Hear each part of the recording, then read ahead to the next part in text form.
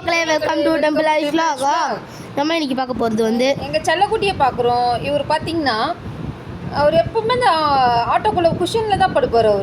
அவர் படுத்துட்ருக்காரு. முள்ளு வேலி போட்டாலும் சரி, நீ எந்த வேலி வேணால் போட்டுக்கோ, நான் அந்த இடத்த விட்டு நான் வரவே மாட்டேன். இது எனக்கு பெட் டைம்.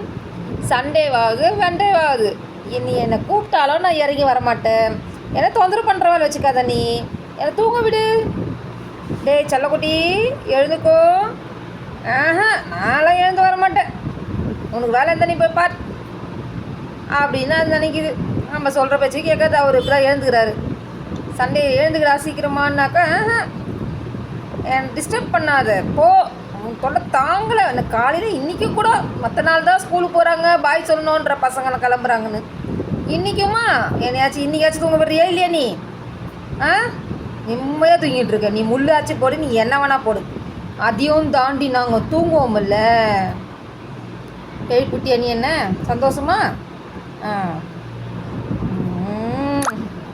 என்னை இப்படி பண்ணுறியே, தூக்கத்தை கெடுத்துனுக்குறிய. நான் வந்து நிம்மதியாக தூங்கிட்டு இருந்தேன்.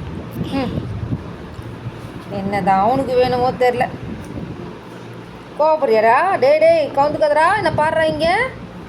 இங்கே பாருடா. ஐயோ பாடுறா, உள்ளே எழுப்பிடுமா சீக்கிரமா.